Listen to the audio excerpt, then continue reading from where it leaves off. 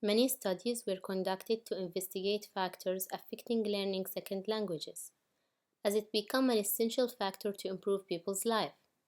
It helps them to communicate, share ideas and experiences, and understand different perspectives from different language speakers.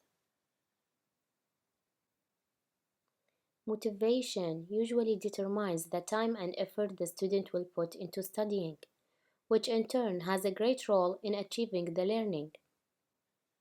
Many teachers believe that students are driven by their need to achieve, while others believe that fear is a very effective drive to motivate students to learn. Others argue that students need to enjoy the class and materials, while others think that feeling secure and having a good rapport with teachers is the motivator.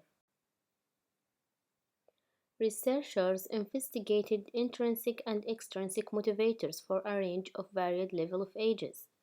Yet, there is no consensus of what is the most effective motivation that drives extensive learning. Both types of motivation have an impact on learners to learn a second or third language. However, the effectiveness of the motivation depends on learners and their desire to learn the new language.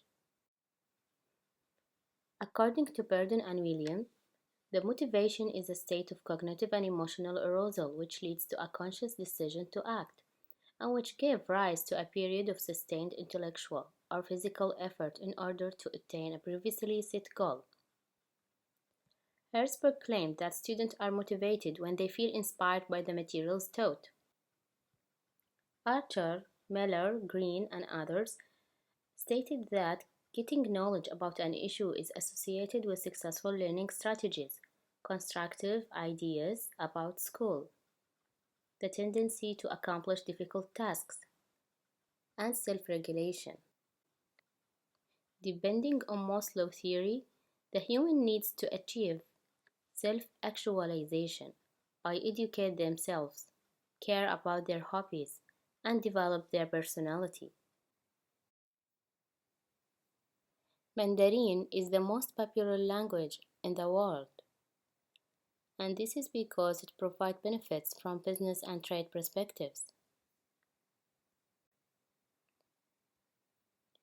China is deemed as one of the most fastest growing countries, which own a strategic significance in the international educational market. This study will examine the sources of motivation to learn Mandarin as a third language by Emirati students, and it will differentiate between the motivations of high and low academic performance students. The research questions are: what motivates Emirati students to learn Chinese language? What are the variances between the motivations that drive high academic performance students and the motivations that drive low academic performance students? In the year 2014-2015, 35 students chose as participants from Almushrif School, which is the only school teach Mandarin language as a third language in the country of United Arab Emirates. The sample were chosen as following: 20 students from grade 6, 15 students from grade 7. The grade 6 students were 7 females and 13 males, while grade 7 students were 15 males. All students were local and didn't pay fees to attend schools. The participant will be asked to answer a questionnaire. The first part of the questionnaire, designed to collect the required information about students, included gender, names, and Chinese subject scores collected from their Chinese teachers. The second part has Likert scale to measure the participant attitude, as it is the most widely used scale for rating. Each item has 5 different choices, as 1 is for strongly agree and 5 is for strongly disagree. This range of choices aimed to measure the level of motivation and its correlation with the student's academic achievement. and it has 15 questions on sources of motivation to learn. The questionnaire was sent to the principal to get an approval to administer the questionnaire to her grade 6 and 7 students. The researchers went to the school on the given day to observe students while filling the questionnaire and offer required help. The questionnaire instructions was clearly clarified to the participant to ensure their answers' credibility. Participants had 25 minutes to fill the questionnaire. Researchers depended on the scores of the academic year 2014-2015, which is the same year of conducting the study. As the academic year began in September and the study was conducted in November, this means we used the scores of the first formative evaluation to classify students to high and low performance students. Researchers decided not to use the scores of last year, as many students may have changed their beliefs in the summer vacation or decided to work harder in the new year. The completed questionnaire will be collected and taken for analysis. Later, the researchers will start creating categories to analyze the gathered data. So, what motivates Emirati students to learn Chinese language?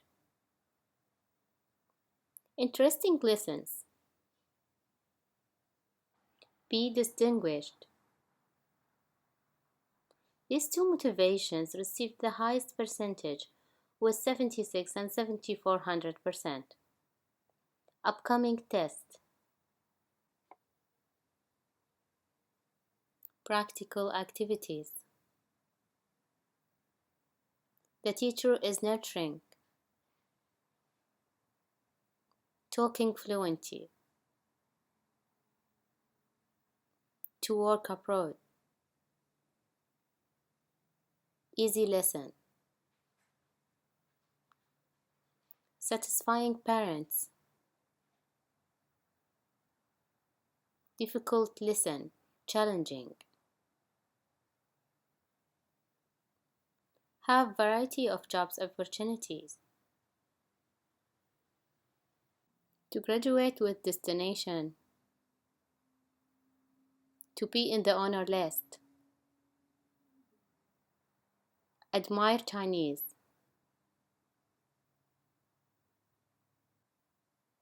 Feel curious about Chinese. Get rewarded by God.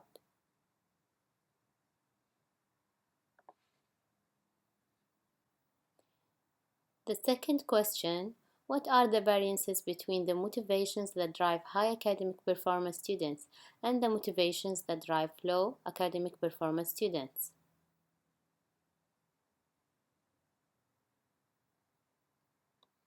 The high academic performance students are significantly motivated by the desire to be distinguished.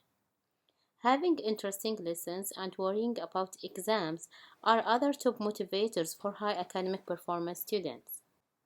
On the other hand, 100% of the low academic performance students are motivated by having practical activities within the lesson. There are three motivations come in the second top motivators and got the same percentage of 91, which are pleasing the parents, dealing with nurturing teacher, and having interesting lessons. The only consensus by all Emirati students is that they are motivated to study more when the lesson is interesting. This emphasized a significant need to take care about this factor. Effort must be paid to change content of lessons to be with enjoyable and exciting titles. Another motivation that received agreement from both groups was being motivated to study because of the upcoming tests.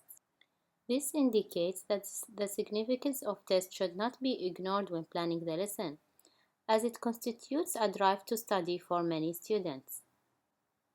As a conclusion, we could offer a recommendation to teachers, that is, to immerse many types of motivations into their teaching process. While some students are motivated by the desire to be distinguished, others only are driven by having exams. Thus, tailoring one model of motivation and try to let it fit all students is passive and inefficient. Instead, all of the top motivations must be integrated within teaching process. There is a very interesting result we got from this comparison, although we did not plan to examine it, which is that the high academic performance students seem to have intrinsic motivations, while the lower achievers seem to have extrinsic motivations. Being distinguished and caring about content is considered intrinsic motivations. This might indicate that high performance are usually driven by intrinsic motivations. On the other hand, desire to please parents, desire to have practical activities, and caring so much about having a nurturing teacher are considered extrinsic motivations. This might indicate that low performers are usually driven by factors lay out of their control. Limitations. The study was limited by the size of the sample. The participants are only 35, which is not big enough for stating the exact effect of each motivation. The good side is that these participants constitute the whole population, which the results are supposed to be generalized on, as Almushrif School, where the study took place, is the only government school teaching Chinese as a third language for non-Chinese in Emirates. Also, due to the condition of restricting the study sample only on students of grades 7 and 6 who are deemed teenagers, this may increase the possibility of having some of them choose answers for the sake of finishing only the questionnaire without careful reading. Another limitation is the shortage of previous research studies, which is needed to write the literature review. Instead, we focused to include findings of research studies that discuss the topic of motivation to learn foreign or second language in general.